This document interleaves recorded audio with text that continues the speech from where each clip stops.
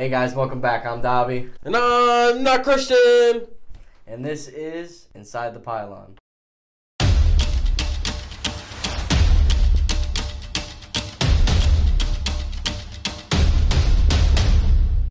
So, obviously, this isn't Matthew. We had to have a fill-in this week. Matthew got a little busy with a bunch of different things going on that he had. So, who are you, Alan, and why are you filling in for this show? I'm him, if you can't tell by the background. I'll give him a little introduction about yourself in high school and college as far as that's concerned. What did you do? Play a little football here and there. I'll dip my toes in. Played some high school football at Vero, Won a lot of games there. Had a great time with the boys. Went on to play college football in Missouri and Kansas. And I'm hoping to play college football in Michigan next year. What position you play, Alan? I play everything. Anything you want me, I'm an athlete. Mainly. Put me anywhere on the field. But I played safety, linebacker. Almost a D2 All-American, huh? Freshman All-American? Hey, like I said, I do this. Dabble a little bit. But for Inside the Pylon this week, obviously there's just this period now again. We had it at the start of the offseason when we came off the Super Bowl. We have it again now, especially since there's no combine and all the pro days are pretty much ended at this point. It's just a little gap between free agency and now the draft. So there wasn't much updated signings, rumors, anything like that. Obviously, there's still stuff going on with the whole Watson debacle, which is just ridiculous at this point. Crazy, man. I don't even know what to say about that anymore. I mean, I can't say one way or the other what I think because I'm just going to let it all play out. I know what I think, but I don't want to sound any type of way, so I'm going to keep my opinion to myself. Yeah, it's a circus craziness. at this point. It's circus. But aside from that, so we decided for this episode, and since Matt's not here today, we're going to do something a little different. Now, a couple of weeks ago, you may have seen the video when we did the GOAT debate. We went through each position and gave the greatest player of all time at each position. What was that for? Because I'm the GOAT. You're not the GOAT. But Dobby. Since we did do that a couple of weeks ago, we thought since there's a gap, there's not a lot of information in the cycle this week, we'd bring you a different type of debate. So this one, we did every NFL team's greatest player for that franchise. Oh, yeah. So I think this one's a little bit interesting, do you think? Oh, I like it. I love it. I like it. I love it. I want some more of it. So starting this off, obviously, we'll take it from the AFC North and go through the teams in the AFC first. Starting at Baltimore, so when you think of Baltimore, it really comes down to, I feel like, two players. You either pick Ed Reed or you pick Ray Lewis. But, let's be real here. Ray Lewis. 16 years plus. Come on. When you think of the Ravens, you just got to think it. Ogden would have been a good choice, too. But it's not. But you don't have the same effect as, on the fans and... Not even that, but even then, Ray Lewis was still... Probably he's the best. I feel like he's the best middle linebacker ever. Ray. He's just Ray. But that one was pretty easy for us, I feel like. Definitely came to consensus. We both had Ray Lewis there. Along with the greatest Madden intro of all time, I will say. Oh, yeah. By far. I love that one.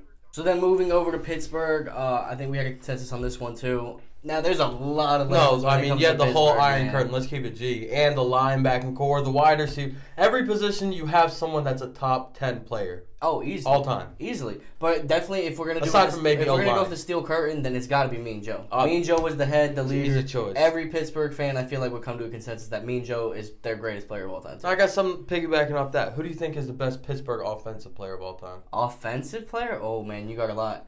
I'm inclined to go with... And here's the thing. If you want to say Big Ben, yeah, that's easy, that's late. But if I'm inclined to go Terry. Who? Terry. Bradshaw. Bradshaw? He has 3 of them. I agree, but no, let's keep it G. If I'm legitimately going greatest, I'm going to go with AB. Ooh, I don't know. AB. I put Hines Ward above AB. I'm not going to hold you. Just because the time he was on the Pittsburgh and the time AB was on there. But moving on from them, Mean Joe easy for the Pittsburgh Steelers. Cincinnati, this is one of only 2 people that we have for offensive linemen on this entire list. Anthony Munoz. Now, a lot of people probably don't know that name. It doesn't resonate with them, but he's one of the offensive lineman, one of the greatest tackles of all time. Easily the best Cincinnati Bengal to ever put on the suit. Honorable mention, maybe Ocho, but Ocho, you had all the controversy with him, and he was a great player. Don't get me wrong, but he's not on Anthony Munoz's level, in my opinion. No, as far as being I'm not sure what to do with my hands. I guess you could say, a student of the game and Yeah. like just staying out of controversy in the media's eye and just getting it done. Getting it done. So then we got the last player or the last team in that division, Cleveland. Who'd you have for Cleveland? Because I have an interesting one. I put Jim Brown. If you're Barry Sanders and your dad tells you that Jim Brown's still better than you at your jersey retirement, that's stupid. That's gotta mean something. That's stupid because it's wrong. He's not. Hey, that's what his dad. And his dad's wrong for that. Barry Sanders' dad said. Barry believes it too. Barry said the best running back of all time is Jim Brown. It's not. But that is my favorite Brown of all time. Game changing. I mean, you can't say enough about him. I had to take Otto Graham. Now I know it was pre NFL necessarily, but I mean if we're talking greatest Browns legend, it's Otto Graham. The man won what 9 championships? 7? 7 NFL. Even then, you know what I mean? Brady just got his 7. AFL. But I mean you gotta realize different era, yeah. But I mean if we're just talking skill gap, it's gotta be Otto, bro. Jim's there though. I don't know Jim's though. there. Because however he didn't win a Super Bowl, yada yada yada. Yeah. He doesn't control the destiny with Joe Thomas. I have to mention him. Oh, okay. He was like the longest active, playing games in a row. He was the greatest Brown on the loser Browns when they were terrible. That's why I can't put Joe. Only because he can't control that team. People like Otto and Jim Brown can bring their team to the Super Bowl. I agree with Being that. a tackle, you're underloved. You're unloved. And Joe T, baby. Heading over to the AFC East, though, starting off with the Dolphins, that's easy. Open shut case, Dan Marino, maybe Jason Taylor, but that one. Or what's Bob Greasy? Larry Zonka? No, not even. Maybe. I'm sorry, not even. I'd put him in your top 5. Yeah, top 5 Dolphins, but that's not over Dan. Dan is just legendary. Dan the man. best Let's pure keep it passer of all G. time. That's easy. When Drake mentions you in a song, you know you made it. New England, do we even have to say New England's? No. Next. 7 rings. Going on, New York. I chose, and some people might have a disagreement, Darrelle Revis. Now, before you give yours, I gotta explain why I chose Darrelle Revis. Look, understandably, it's gotta be a snooze fest, people boys. will be like, snooze fest. I'm taking that! Darrelle Revis is arguably the greatest lockdown corner of all time. It's very highly disputed, and I think you would even agree with that. He is, if not the greatest, I he's put top Deion 2. number 1. But it's that close. It is. As far as just lockdown corners. And you know who else I put in that? Who? Pappy.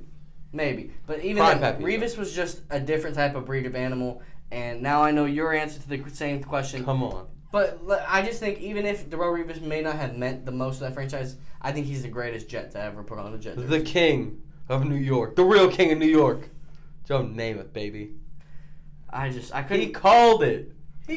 I understand. I just couldn't put Only him. Super Bowl he's so ever. Overrated. I just feel he's definitely blown out of proportion, like his season numbers and all that. But he did what others could not.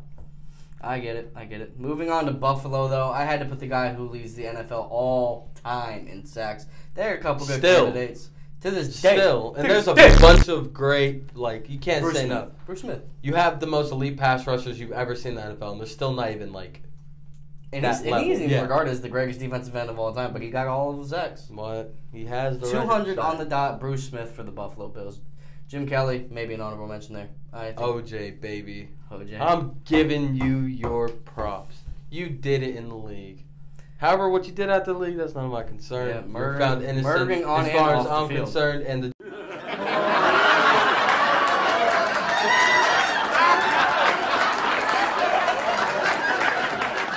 Justice Department's concerned. Slaughtering people on and off the field. Glove didn't fit, so you must have quit. AFC South, though, Indy, Peyton, sorry. Peyton! It's Peyton. It's Peyton. Come on, big hit right there. Honorable mention, Pat McAfee. I love me some Pat McAfee. Huge shout out to Pat McAfee. Best punter all time.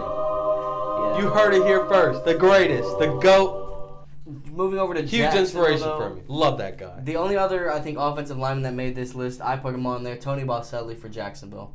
I think that's hands down easy. Jacksonville's just a very bad franchise. And they're not just always bad. They're mediocre sometimes. I'd put Maurice Jones-Drew maybe an honorable mention. Well, if you put MJD, you gotta put Fred Taylor. Of course. That's easy enough.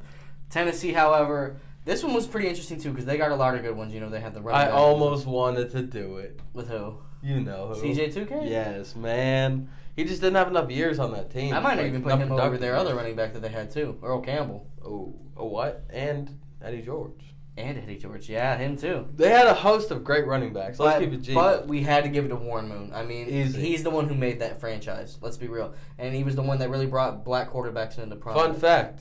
In pro football, he's the all-time leading passer. Yeah.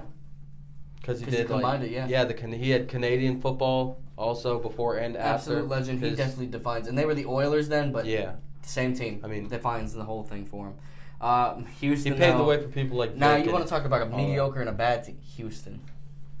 One of the worst organizations ever, ruined careers of many of our favorite players. I will say they are a new franchise, so I'll give them a little bit of slack. A little bit of leeway, but 20 they are years, the newest. 20 years at least, 20 plus years. No, they were barely 20, I think. No, because they came in the 90s. 9? Because they had the first pick in 2000 or something. But anyways. But yeah, Andre Johnson. Come on. There's competition with JJ. After I seen him two-piece Cortland Finnegan, oh man, I knew I liked that guy. And he's from the. I will say though, I do like JJ, but I feel like he just kind of faded out. He had those really dominant seasons. He was dominant for about a bunch of players in it. Dominant for about 4 or 5 years. But Andre, his whole career with Texans, and look who he had throwing to him. Yeah. The man, the myth, the legend, Matt Schaub. Matt Schaub, baby. They forget about that man. Hey, still playing. I'm not going. He's better than a lot of quarterbacks. Oof, yeah. I mean, yeah. Let's keep it G. He started and was successful on that Houston Texans team. True. Moving over to the AFC West, though, Kansas City. A lot of good ones there, too. I did like Kansas City. I'm giving an honorable mention right off the dribble right here. Pat Mahomes. Already. Oh, he will be. He will be. He's already. He brought them a ring. No, he's not the greatest already. No, not one of. No, like I'm saying. Oh, yeah. But that's why he's it's Tony Gonzalez. I mean. No, easily. Greatest tight end of all time. Top 10 player of all time, in my opinion. I love Tony G. Man. But we don't talk about. Do got to shout out Derek Thomas. Derek Thomas, RP, legend. He definitely deserves his grace up there. For sure. Oh, man. 7 sacks in the game? No one's done it. What? The LA Chargers, however, a lot of good ones here, too. You got Gates, you got Rivers, etc., Kellen Winslow. But none of them were you touching come back that down thing to like LaDainian Tomlinson. LT. The other LT. I like that pick, honestly. I did. No, for sure. That was pretty much open, close case for me. Yeah. But a lot of damn good players played for the Chargers, though. Underrated. Phillip Rivers, underrated in my opinion. Never won nothing, though. Did LT win anything? He got him close. He got him one game away. And who's quarterback for the team? Yeah, it was Phillip. They had a great attack that year, and all the years with them, honestly. Yeah, very underrated offense. It was really defense that really came together with them. Junior Seau, very big honorable mention there too. That was the one that was right there with LT. But Las Vegas, you really had to go back for this one because Las Vegas, they've had really good players, but Khalil never Mack. Never for a long time. Khalil Mack, greatest Raider of all time. Oh no. No, he's not even going to be defined as a real Raider when it goes down to the end of the day. No, the greatest of all time, I had to go with Ted Hendricks. He came out of Miami, but you know what I mean. He's a Hall of Famer. Played the position pretty much his whole career with the Raiders. I had to go with Ted Hendricks. Gene Upshaw was another really good one. Gene Upshaw is definitely up there. Who'd you end up with for yours? Tim Brown. Tim Brown. I like that one. Long, historic, great career. Yeah. A bunch of it with the Raiders. I just think it was the fact that he didn't play his whole career. I don't think with the Raiders. Yeah, he played. I think his best years he was mid-30s. Mm-hmm. Playing with the Raiders, putting up 1,000-yard seasons. Yeah. That's crazy. I give it to him in that perspective too. But I will also say, players like Bo Jackson might have ended up being the best, but who knows? Yeah. Injuries. Killer. Absolute killer. Heading into the last team as far as the AFC goes, we're going to kick it over to Denver. You know what time it is. Overrated.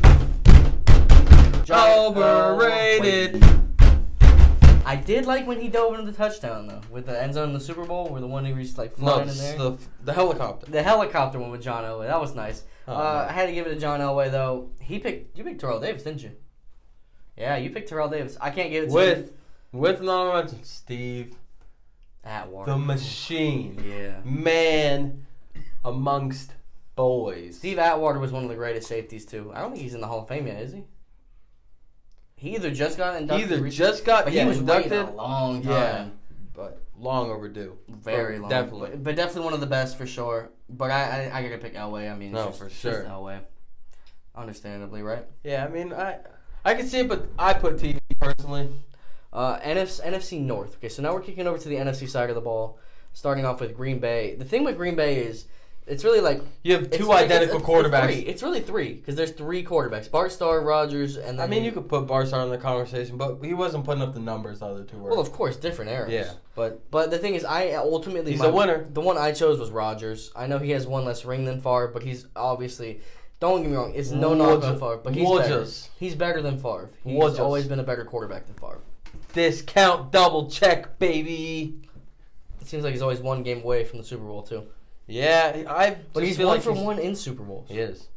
He's just never really had the complete. It's really 1-2 with him and Brett, but I choose Rodgers. Yeah, for sure.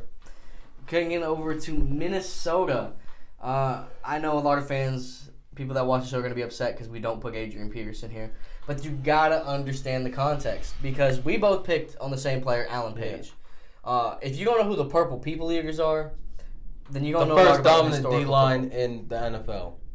As dominant as they will be. Very fair to say. And here's the thing with Alan Page. I was looking up. It was either 160 plus or 170 plus sacks that he had. It's damn near 30 more than the next D tackle on the list. And 160 sacks by a defensive tackle. He's putting up. That's ridiculous. That would be if he played just 10 seasons. That's 16 a season. Average. He's putting up Aaron Donald sacks.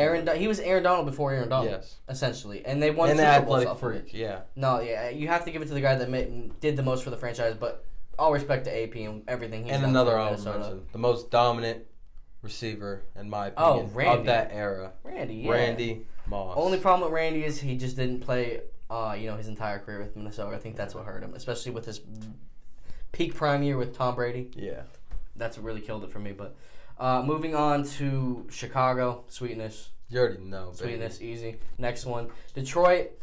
Two players, both of them career cut short because Detroit sucks. Calvin and Barry. Sick of it. Barry is one, and then Calvin is the honorable mention for me. Barry is just Barry. He's probably the greatest running back of all time. Richard Jordan Sr. Who's that? Greatest line of all time. But I think we both agreed on that one too, consensus on the lines. Yeah, no, definitely. Calvin, I loved seeing him. Get inducted to the Hall of Fame this year? Yes, sir. First ballot. Need it. Check that episode out where we talked about it, me and Matthew. He will be back on the show next week. NFC East, Dallas. Emmett. A lot of good choices there. I mean, you have another team that's every position group, there's someone that's maybe top 10, arguably on there. Yeah. Like Irving, Staubach, but Emmett Aikman. Is career rushing leaguer, obviously. Got to give it to the guy who's got it all. And I don't think anyone's going to come close to what Emmett did. But it's fair to say. I don't know. Derrick Henry. No. If he has the longevity that Emmitt Smith has. He's not going to. Hey. Maybe. You never know. Maybe. But New York, that's another open shut case. Lawrence Taylor. Easy. Eli. Honorable mention to Eli. Eli, I am forever indebted to you for beating Tom Brady in those Super Bowls. Yeah, I give Eli his props, but it's Lawrence Taylor, the greatest defensive player of all time. That's easy. Yeah. Washington, this one we had to kind of put a lot of effort into to figure out Washington. I ended up with Sammy Ball. It was a toss-up, really, between me. I mean, Sammy Ball, by the way, quarterback in like the 50s for the Redskins, or they were the Redskins at that time. Yeah. But obviously the Washington football team. The team with no name.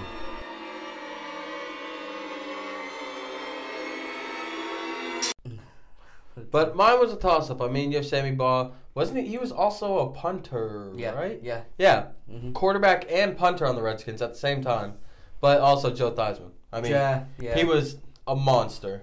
Yeah. Until the real monster came through and snapped his leg. Yeah. Prayers out to Joe Theismann. Almost lost his leg.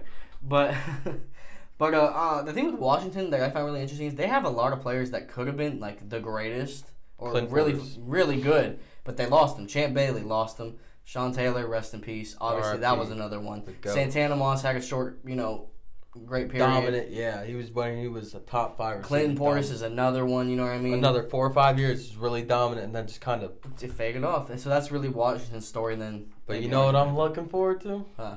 A young man at defensive end. Oh, Chase Young. Man, he's... Yeah, I give it to you. He's going to be someone to talk about for sure. Yeah. Philly was a good one too because I really, really wanted to put B-Dog, but I had to go with Reggie White, who they called the most dominant defensive end. The minister. They don't call him the minister for no reason. Yeah, the minister of defense. I put B-Dog just because as a personal thing for me. I love B-Dog. Weapon X. Yeah. You gotta be a sick human to be called Weapon X. Let's keep it a whole come on. Yeah, but definitely between those two for sure. I think aside from that, though, going into the NFC, kind of getting towards the end of our list here. Carolina, I went Cam. Cam has just meant so much to that franchise, brought him to the Super Bowl, and I understand Steve Smith is the answer. Maybe he was their best player all time, but you forget, bro. Steve Smith left and went to the Ravens and played with a bunch of different teams, too, besides that. But he was dominant on every single team. I agree, but Cam Newton means more to that franchise. Man. He definitely does. I mean, I could see how they gave him their first MVP, took him 15-1. Yes, they lost the Super Bowl. They got dominated in the Super Bowl. They didn't lose that Remember bad, what? Yeah. Remember on Wikipedia when they changed Cam Newton's bio to Von Miller's? Oh man. Yeah. But Cam Newton, he means a lot to but I can see where he's coming from. But I love Steve Smith. Yep. Gangster attitude, OG, like New hard Orleans, worker. All New that. Orleans open shut case. Drew Brees. Easy, Get simple. that one over here. Atlanta, I took Julio. There was a couple good options, maybe even Matt Ryan, but Julio has played there his whole career and dominance from the start. To where he is now. Yeah. I mean, you've seen the numbers decline a little bit, but yeah, that's just having now. Other great I know people are going to get mad about that one too because I didn't put Mike Vick, but let's just be real about it here. He had 4 dominant years on that team, and that was it. You know what I mean? He had the arrest, and then he came back and played for the Eagles. And went bananas. As far as the franchise, he might have been the most electrifying player that played for that franchise. Fan favorite, maybe. But Julio, I'm sorry, Julio's that Madden fan favorite for sure. Exactly. Tampa, it's between two. The teams that the players that took him to the Super Bowl in 2000. Warren Sapp. I had to go with Warren Sapp. That's a little bit of personal bias because he's from the U, but besides that, it was like him, Derrick Brooks, or Rondé. I see where you're coming with Rondé, but Derrick Brooks, dominant. Yeah, but Warren Sapp was definitely the best D tackle in the league for sure. at that point. So I took Warren. That's who I took, but you obviously took Derrick Brooks on that one. Understandable, though. They're both equally as valuable. Rondé as well. Moving into our last division, though, starting us off with Seattle in the NFC West. A lot of good points for this team, too. I'm going with Russ.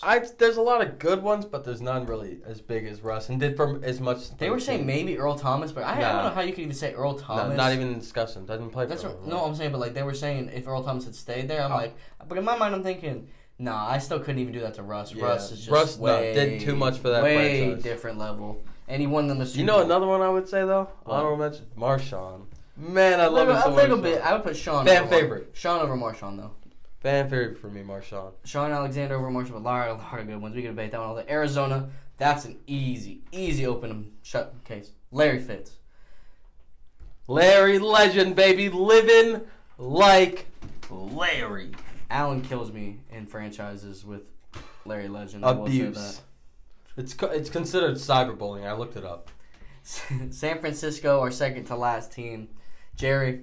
He's the greatest. It was greatest wide receiver of all time. He ain't the GOAT anymore. I'm sorry, not anymore. But he was considered the GOAT. Yeah, but yeah, I mean, you're basically putting him over Montana, and Bryant, Steve Young, all those guys. But you have to. It's just Jerry Rice. Longevity. You have everything. The last one, another really interesting one to close us out here. L.A. Rams. I mean, you have a laundry list of people you could throw in this. You got Marshall Faulk, the greatest Kurt show Warner, on turf, Isaac Bruce, Torrey Holt, and now you have Aaron Donald, who he will take. He will take it. No, he's definitely going to be in that conversation. Will 100%. But I'm going with Deacon Jones. The Deacon. He's a menace. He's just a guy. Played in the 70s. And by the way, we also forgot Eric Dickerson too. And I do want to apologize to all the Detroit Lions fans. Night Train Lane, you should have been on my list. That's fair. But I'm still rocking with Deacon for LA. Deacon for sure. And yeah, that pretty much, though, wraps up our entire list that we had this episode. Next week, me and Matthew will be back on here, and we will be breaking down our top 50 on our draft board. Alan, thank you for coming on the show today and helping us out here for filling in for Matthew today. Simply the best. You enjoy the show today? So I was born for it. But guys, make sure you like, comment, subscribe, tap that bell for notifications so we know when we go live. We are on the road to 100. Yes, make sure to share the page. Get us to 100 because as soon as we hit 100. Updated reports coming at 100 subs. We need it. You're going to live for it. You're going to love it. And we're going to kiss everyone. So guys, again, once more, make sure you like, comment, subscribe on the video.